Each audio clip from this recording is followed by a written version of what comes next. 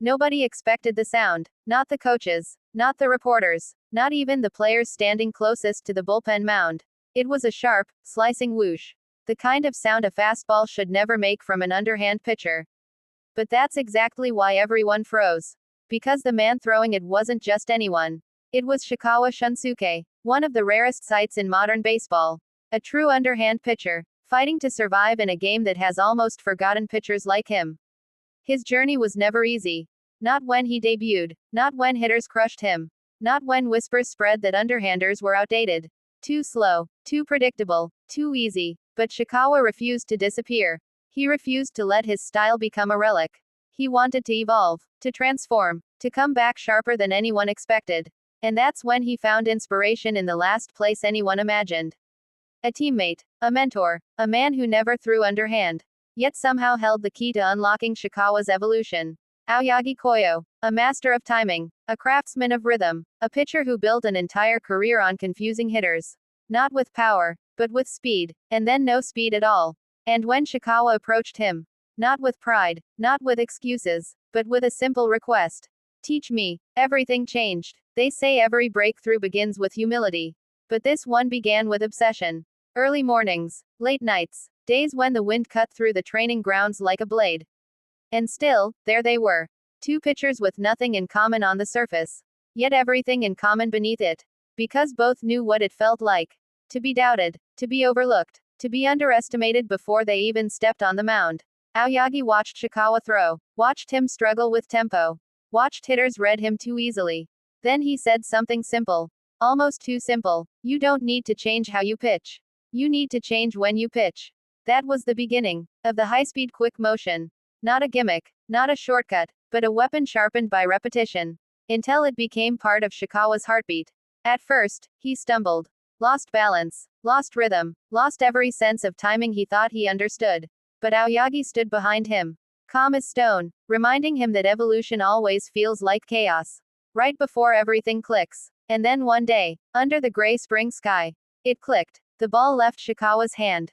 Not like an underhand pitch. But like something reborn. Faster, crisper, sharper, alive. The catcher barely saw it. The coaches blinked. And the bullpen echoed with the same stunned silence. That marks the birth of every new weapon in baseball. It wasn't just quicker. It wasn't just cleaner. It was a statement. Shikawa had taken Aoyagi's technique. The technique that baffled opponents across Japan.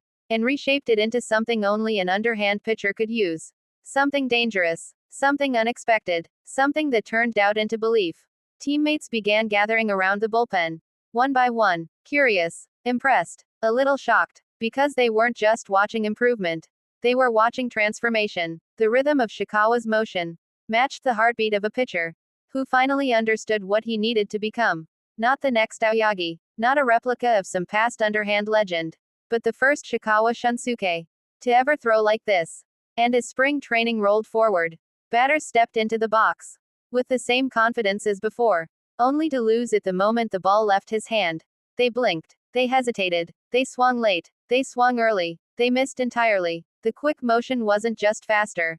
It stole timing, stole comfort, stole every advantage hitters had against underhand pitching. What once made Shikawa vulnerable now made him unpredictable. And unpredictability is the greatest gift a pitcher can have.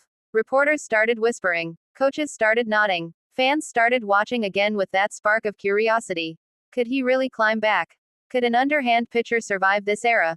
Could he break the stereotype that had held so many before him? No one had answers. Not yet. But one thing was clear.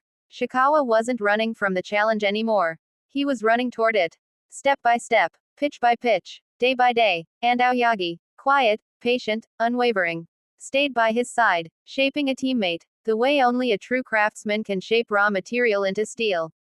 Not through pressure, not through shouting, but through belief. And belief, when shared between two pitchers on the edge of reinvention, can become something unbreakable. Now the season waits. Batters prepare. Analysts predict. Fans hope. But somewhere inside the Yakult clubhouse, Shikawa ties his shoes, wraps his fingers around the ball, and whispers a promise to himself. That he will not fade. That he will not be forgotten. That he will carve a place in this league. With a style so rare, even baseball itself struggles to classify it. Because he has learned the secret of survival. Not to abandon his identity. but to sharpen it, until it becomes a weapon no one sees coming. And as he walks toward the mound, with a new motion, a new rhythm, a new fire in his chest, one thing becomes unmistakably clear. This is no longer the story of an underhand pitcher fighting to stay alive. This is the story of an underhand pitcher finally learning how to rise.